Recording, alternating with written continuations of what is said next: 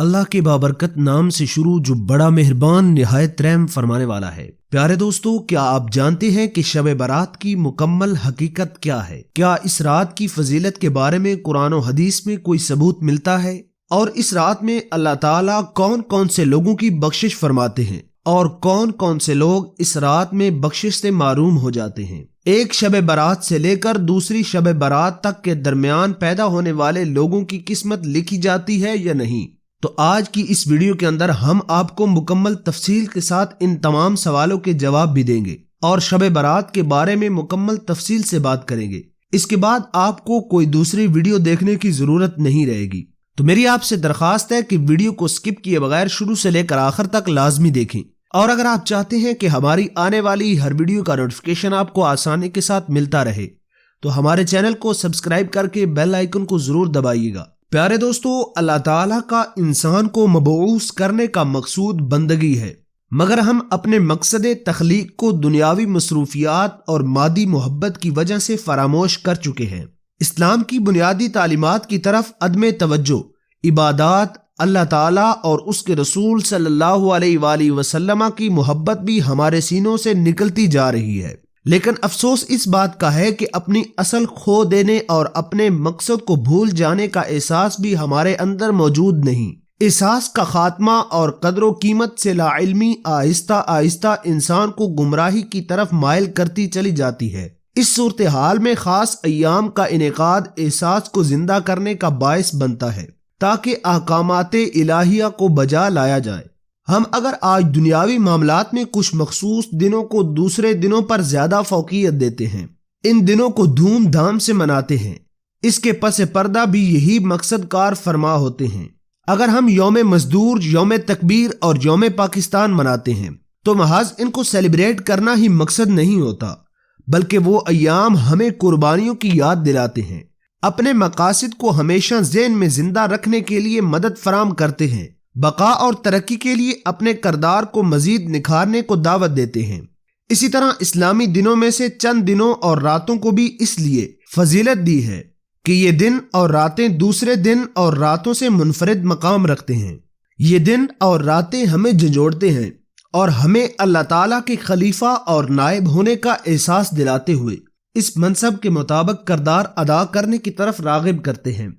شب برات بھی ان خاص ایام کے قبیل سے تعلق رکھنے والی ایک اہم رات ہے جس میں احساس ضیاء کو اجاگر کرنا مقصود ہے۔ اس لیے قرآن کریم کو الوہی پیغام لعلکم یتذکرون لعلکم یتفکرون کی صورت میں ہر وقت بلند ہو رہا ہے۔ برات کے معنی ہی نجات ہے اور شب برات کا معنی ہے گناہوں سے نجات کی رات۔ گناہوں سے نجات توبہ سے ہوتی ہے۔ یہ رات مسلمانوں کے لیے آہو گریہ زاری کی رات ہے، رب کریم سے تجدید عہد کی رات ہے، شیطانی خواہشات اور نفس کے خلاف جہاد کی رات ہے۔ یہ رات اللہ تعالیٰ کے حضور اپنے گناہوں سے زیادہ استغفار اور توبہ کی رات ہے۔ اس رات نیک اعمال کرنے کا عہد اور برائیوں سے دور رہنے کا عہد دل پر موجود گناہوں سے زنگ کو ختم کرنے کا موجب بن سکتا ہے۔ اللہ رب العزت نے قرآن مجید فرقان حمید کے اندر ارشاد فرمایا ہے، جس کا ترجمہ کچھ یوں بنتا ہے، حامیم۔ اس کے حقیقی معنی اللہ تعالیٰ اور اس کے رسول صلی اللہ علیہ وآلہ وسلم ہی بہتر جانتے ہیں۔ اس روشن کتاب کی قسم، بے شک ہم نے اسے ایک بابرکت رات میں اتارا ہے، بے شک ہم ڈر سنانے والے ہیں۔ اس رات میں ہر حکمت والے کام کا فیصلہ کر دیا جاتا ہے۔ شب برات کی رات کے 4 نام ہیں: لیلۃ المبارکہ، لیلۃ البرات، لیلۃ السک، لیلۃ الرحمت، اور کہا گیا ہے کہ اس کو شب برات اور شب سک اس لیے کہتے ہیں کہ بھندار یعنی وہ شخص کہ جس کے ہاتھ میں وہ پیمانہ ہو کہ جس سے زمیوں سے پورا خراج لے کر ان کے لیے برات لکھ دیتا ہے۔ اس طرح اللہ تعالیٰ اس رات کو اپنے بندوں کے لیے بخشش کا پروانہ لکھ دیتا ہے۔ اس کے اور لیلۃ القدر کے درمیان 40 راتوں کا فاصلہ ہوتا ہے۔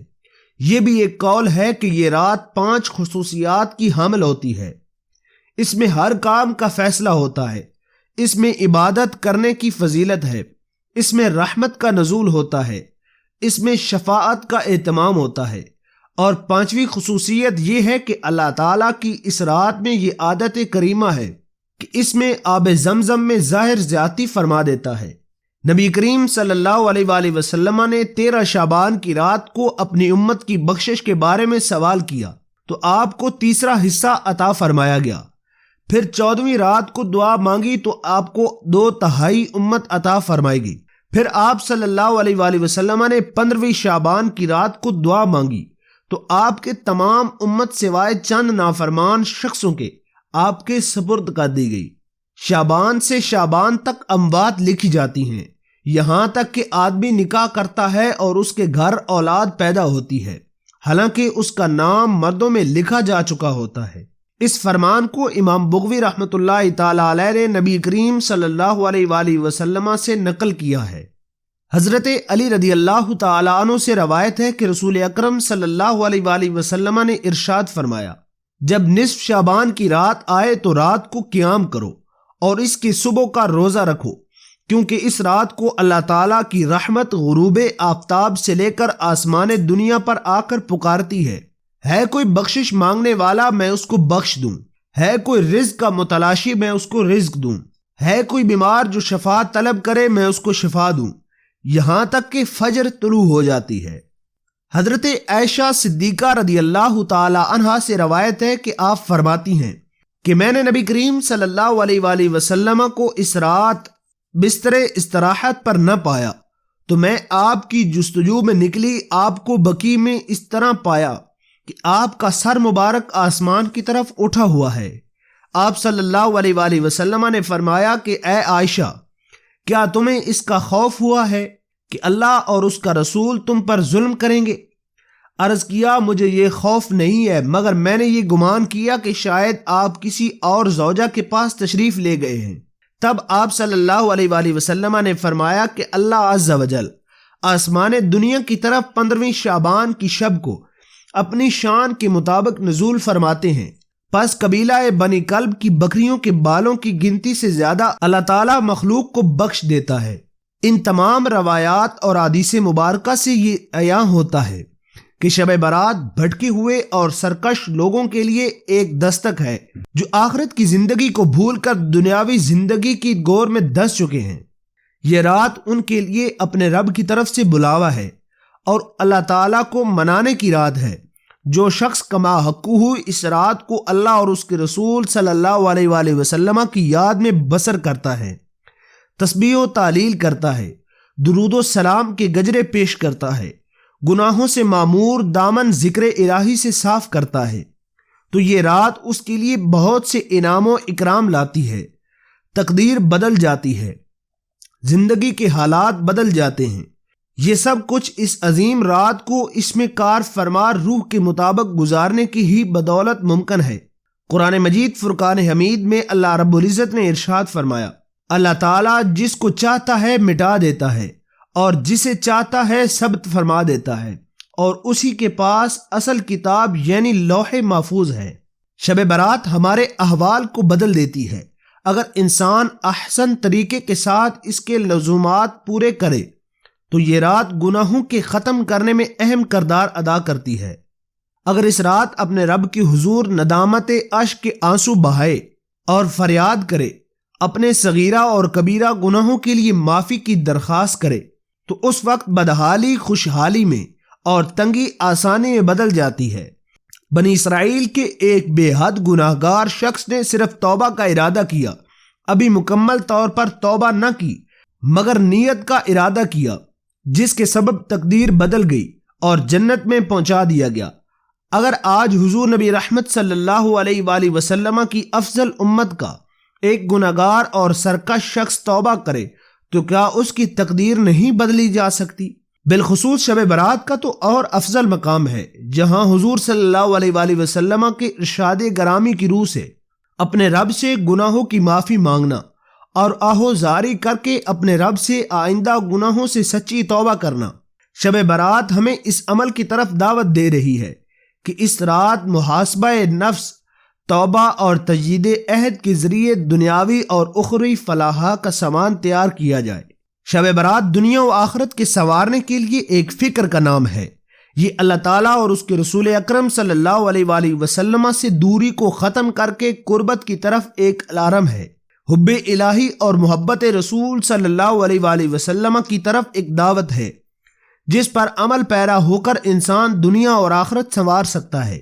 شب برات ہمارے لیے ایک الٹیمیٹم ہے۔ اس رات اللہ تعالیٰ کی یاد میں اشکبار ہوں۔ اس رات اللہ تعالیٰ کی فیوز و برکات نازل ہوتے ہیں، جس میں غوطہ زن ہو کر اپنے من کو سیراب کیا جا سکتا ہے، لیکن آج کے اس دور میں ہم اس کے برعکس اس رات کو پٹاخوں اور آتش بازی جیسے کاموں کے نظر کر دیتے ہیں۔ شب برات اللہ تعالیٰ کی نافرمانی اور اسلام کے اصولوں سے عاری لوگوں کے خلاف ایک نقارہ ہے، جس میں باور کرایا جا رہا ہے کہ یہ پاس اور قنوتیت تمہارے کیے ہوئے اعمال کی بنا پر ہے۔ اس رات اپنے اعمال کی اصلاح کی طرف ترغیب دی جا رہی ہے۔ آخر میں یہی دعا ہے کہ اللہ تعالیٰ ہم سب کو حضور نبی رحمت صلی اللہ علیہ وآلہ وسلم کی محبت میں جینا اور مرنا نصیب عطا فرمائے، اور اللہ تعالیٰ اس بابرکت رات کے صدقے ہمارے صغیرہ اور کبیرہ گناہوں کو معاف فرمائے۔ پیارے دوستو، امید کرتے ہیں آپ کو ہماری ویڈیو اچھی لگی ہوگی۔ ویڈیو اچھی لگی ہو تو ویڈیو کو لائک کریں اور چینل کو سبسکرائب کریں، اور اس معلوماتی اور قیمتی ویڈیو کو اپنے دوستوں کے ساتھ لازمی شیئر کیجیے گا۔ ملتے ہیں ایک نئی اور دلچسپ ویڈیو کے ساتھ، تب تک کے لیے اپنا اور اپنے پیاروں کا ڈھیر سارا خیال رکھیے گا۔ مجھے دعاؤں میں یاد رکھیے۔ اللہ نگہبان۔